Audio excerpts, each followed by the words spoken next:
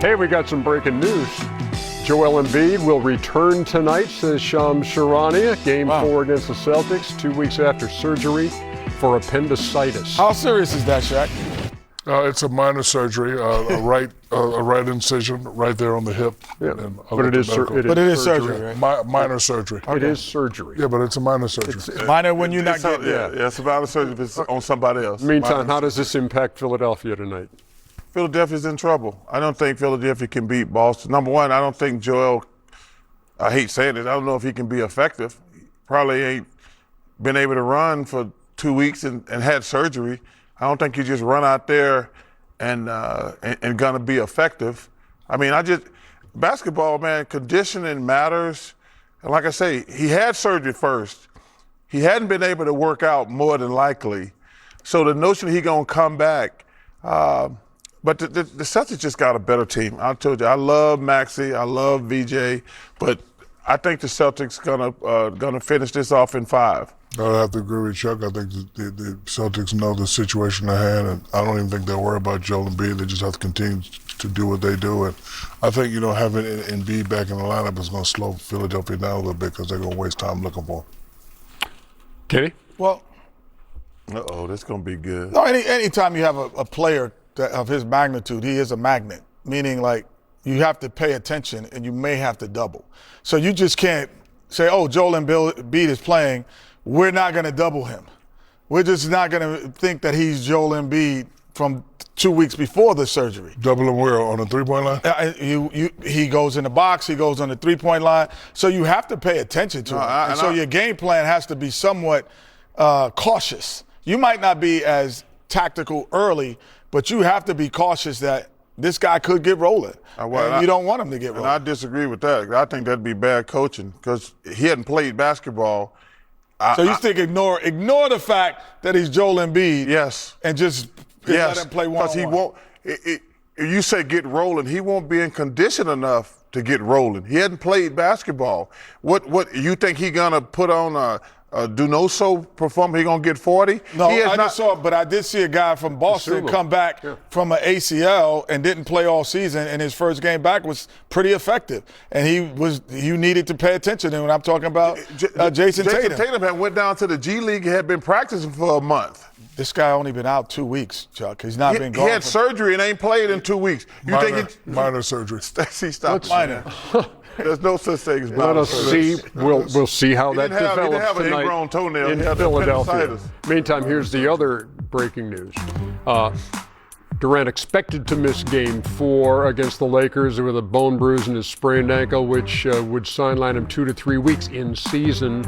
He's had around-the-clock treatment to play, but has not been cleared by doctors. I saw an underdog, correct me if I'm wrong, on the latest NBA injury report at 5:45 that he was out. No doubt. Yeah, so Houston trying to dodge a sweep against the Lakers and no KD. Well, the Rockets are definitely going to come out and play with desperation. They have to. The game was on the line. I used to love our slogan, win or go home. Definitely gotta and better win this game. But the Lakers should not mess around, should not be comfortable with our 3-0 lead. Last game, the Rockets should have won, but things happen where you were able to win. So, this game will be more about the Lakers than it is more about the Rockets for me. Austin Reeves, by the way, still listed as questionable. Wait, that'd be stupid for him to play. I'm just saying he's still listed I understand, but that would just be stupid. I mean, if he's going to come back, it would be just like they're up 3-0. And if it was 2-1, that'd be different. But to play him in Game 4, that would just be stupid. But this series is over, man. This is a sweep. This is a wrap. This game, they go 1-2-3 Cancun, first thing tomorrow. Wow. Well, the one thing that if you're a Laker fan, you're happy to see is there are guys who, when they give him more responsibility, they can handle it. Marcus Smart being one of them. Someone who was supposed to just come in and you're going to be the defensive stopper when guys get rolling, and we're going to get a ball at Austin Reeves and Luka and to LeBron, and you just spread the floor. And now he's shown that he can also play make.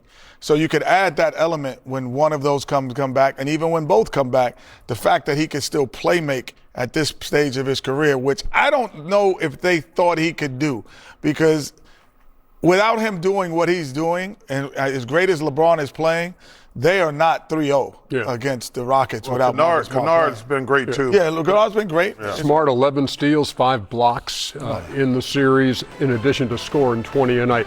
By the way, Shaq also claims he has 2 appendixes. No, I had. And you had them both removed. Yep, when I was 2 years old. Okay. All right. You have 14 totals. I don't know With what no to believe out of anesthesia. that story, to tell you the truth. With no anesthesia. We welcome you back inside the NBA, presented by McDonald's. My favorite city. Scotty Barnes had 33 in Game 3. Donovan Mitchell held to 15. I keep and then- telling y'all, Scotty Barnes, one of the Man. 10, 15 best players in the world. This game was 60-58 through 3 quarters. Stop the ball. You heard me. Scotty Barnes there at 23, 9, and 6. Spider Mitchell. Man, I'm telling you, open looks and good shots were hard to come by, and both teams struggled. But This was we'll show you some buckets. Yeah, you're showing us a lot of things. run. There were Yeah, he showed that. Boy, we got the best staff in the world to find all these damn mates. Oh, give me that. They would lead by 7 with the Cavs, and then Toronto comes back at them. Brandon Ingram for 3 had 23, but it took him 23 shots. R.J. Barrett too little. now with the Cavs up 1. This is great defense by the This is Jamal just terrible. Shed right here. Yep, Why are all these guys standing right together? got the violation. Why are they standing right together? That makes 0 sense. Scotty Barnes trying to take advantage of medium. Oh, that's how you take the ball to the basket. Yes, you do. He would hit 2 free throws. And Toronto would have the lead. Spider, can't get it to go. Ball's out of bounds. This was a foul. Looks like it's off of Ingram. Yeah, but that was a Max foul. Smith's got his hands in there. Yeah, that was a foul, though. Yeah. This was a terrible shot. Yeah. Oh, there ain't no foul. 12 seconds to go. Tries to force that 3 headlong into the crowd. And they're loving it. Now go in Jurassic Park. 93-89. The Raptors win it and tie the series up at 2 games apiece. 3rd lowest field goal percentage in a win in a playoff game for Toronto at 32%. And a rare, both teams under 100 game. Happened 18 times in the 1,230 games played this year in the NBA, and it's happened twice now in the playoffs. That's a lot of information. A wise man once said, you don't play basketball to get in shape, you get in shape to play to basketball. play basketball. 100%. So that was you who said that. That was me. There's Joel. Also, Taking a look at a him in wise man once says, Philadelphia. most good athletes don't get out of shape in 2 weeks.